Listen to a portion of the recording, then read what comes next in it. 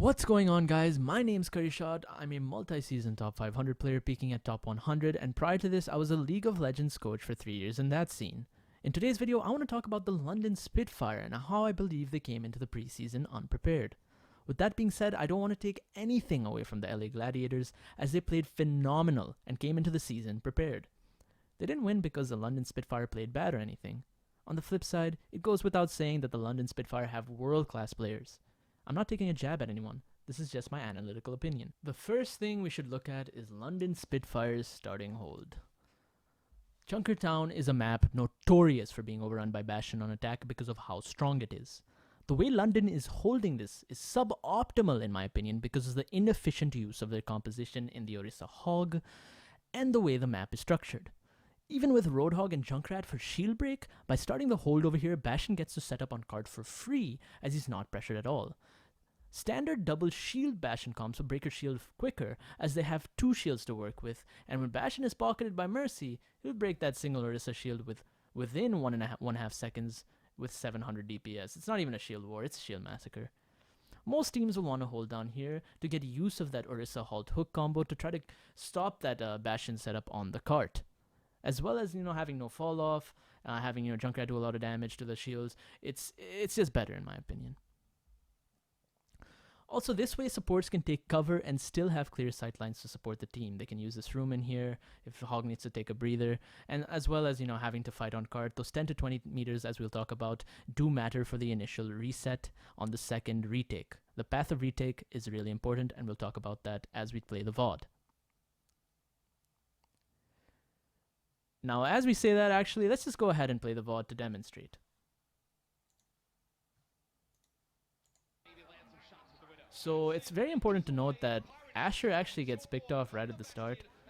And you'll see that even though that happens, Orisa, Bastion, and Reinhardt are just set up. Shore4 is going to town. He's just picking up Gesture, Profit. They fall. This Bastion is unstoppable. It's very important to note the time in which they finish this first point, as again these escort maps you should really play for time, and they get this point in within a minute. Now let's go ahead and talk about the point that I was making earlier about those 10 to 20 meters and why they're important. This second reset is really important, as usually teams will go ahead and funnel through this, and if you have a Bastion sitting on card with double shield and you're running down there, what do you guys think your likelihood of one of you not dying when you're coming down from there is, right? You're just gonna it's target practice, right? Not only that, but even if you do make it down, think about this. You have one Orisa shield to work with, maybe, if he puts it down there, and you have this small terrain to work with, as well as here, right? You can't really contest cart this way, and this is why, in my opinion, those 10 to 20 meters do matter, and you won't really see many teams doing this, but at the same time, I think it's the best way to really recontest this, because if you do contest at the very start, you'll have enough time on the second reset, instead of coming from these open areas, to go ahead and come all the way far left, and we can deny the Widow positioning, we'll talk about later. I think Widow positioning, she's going to be back here most likely. She'll be untouched if she's back left. This way you can come out top left and then try to force Orisa to go ahead, to Widow to go back to her team to Orisa, and then shoot at your Orisa shield so she doesn't have perfect sight lines, as well as using this terrain. You have more terrain to work with, and you have to remember the payload will end up over here, and that way when the payload ends up over there, it becomes terrain itself, and you can go ahead and use that for cover. You have more cover this way. Playing versus Bastion and Widow, which are mostly meta right now, it's probably the best way to play this map, which is why I think it's important. Now, the last thing I want to go before we get into the next point is that the London Spitfire definitely scrimmed versus these compositions. So if you're wondering, oh wait, how should they know they're going to play versus Bastion? You really have to play around it, and you see other teams playing around it. You'll see Fleta, for instance. Seoul Dynasty played around it completely. So before somebody says, no, they didn't know, how can you know at the very start they play Bastion? That, it doesn't really matter where they hold, right? No. Seoul Dynasty had Fleta flying around in the spawn with Pharah Mercy, and they're really playing around the Bastion to stop it from setting up. You have to be like this. You have to adapt and take these things out of your scrims. So before somebody says, oh, they shouldn't know, this is the way they know. Now let's get into the next point. Let's look at how the LA Gladiators hold next. Let's take a look at how the LA Gladiators play this. Almost an identical exact composition except for having a McCree instead of a Widow. But look at how they use the halt hook combo. They stop the Bastion, they pressure him at the very start. Doesn't set up on cart, doesn't get a chance to set up on cart.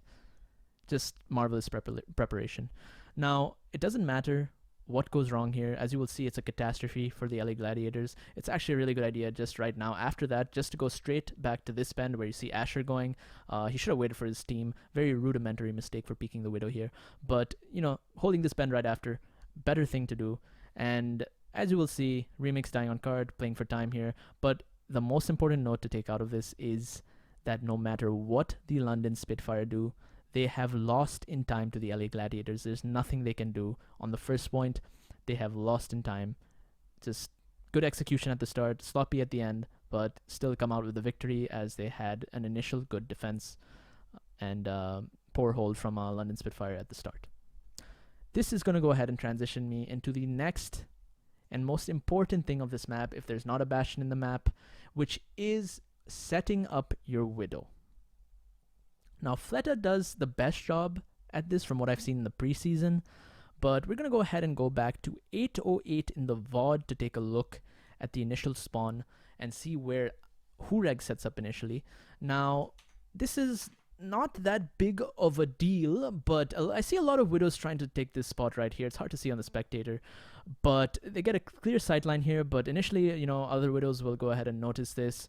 It's best to go out of this bottom entrance, and you'll see what Fleta does. He doesn't actually execute it perfectly, but you can actually go ahead and inside a game and kind of try this for yourself. You'll see that if you stand here, this is where Fleta was standing, you'll have a clear sightline to the upper spawn. This means that if a Widow comes out of the upper spawn by herself, or any other character comes out of the upper spawn by herself, you have a potential to get a kill right there. And even though it wasn't executed, I really like the way Fleta plays Widow and how he positions on this map. We'll talk about it more in depth here. But with this sightline, you can see anything. Now, if you apply pressure at the same time, if this was executed correctly, let's talk about that. You can apply pressure at the same time, which Soul Dynasty is amazing at doing, essentially making it a 4v6 if Mercy goes to go res the Widow, right? Or, and you know, they won't have main heals on cart, so you can go ahead if you're running dive, jump on the cart, which Soul Dynasty were doing. Or it's a 5v6 if she doesn't res him, and just worst case scenario, you're just up numbers. So it's still a positive. Let's go ahead and transition into the Junkertown image here. And I'm going to go ahead and talk about the best position for attack Widow on this map and the reasons why. The other huge benefit of playing Widow and positioning here is you will have a perpendicular line of sight on the enemies if they funnel out top right. Think about first point Numbani. Remember the Ana meta where you get to pick and choose who to heal. Since you have a horizontal, you can't really get body blocked. Same here. Orisa will have her shield facing the cart. If she had it facing here, everything on cart will kill her. If she tries to adapt to the Widow for whatever reason.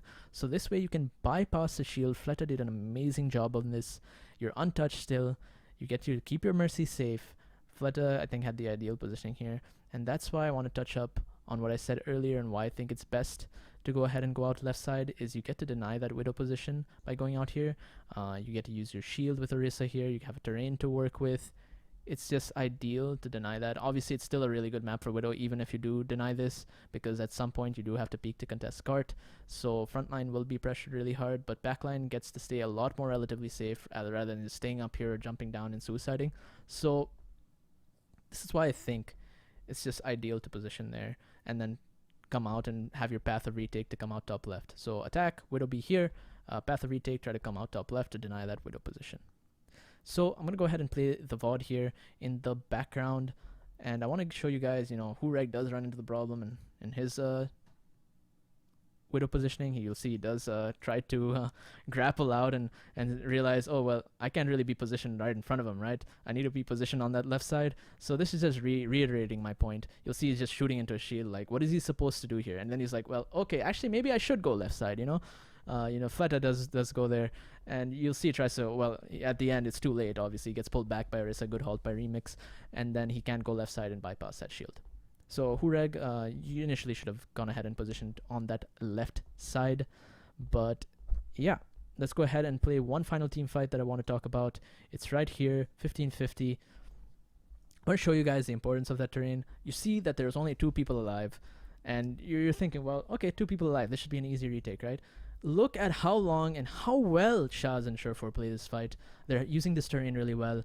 There's nothing Widow can really do. She misses one shot. You know, you really have to go ahead and be really on point, I guess. And this is why I think this is the best way to use this terrain. Here you go, Surefour using that payload as cover now. It's just really, really, really good and well played by Shaz. I mean, honestly, I feel like I've been talking a lot about him on this VOD review, but it went really unnoticed. And from an analytical point of view, I mean, any analyst will really see this. Shaz played out of his mind this game, and he was one of the major contributors to why the LA Gladiators won. But unfortunately, the community won't see that, and he will get zero credit for these wins. But anyway, I gotta wrap this up. Thanks for watching my VOD review on the London Spitfire, and I can't wait to see what they bring in the upcoming season. You can follow me on my stream and other social medias at CurryShot TV, Twitch, YouTube, Twitter. I hope to see you guys there. Let me know what you think about the video. I can't wait to see the games tomorrow. Man, I'm excited. Overwatch League starts tomorrow.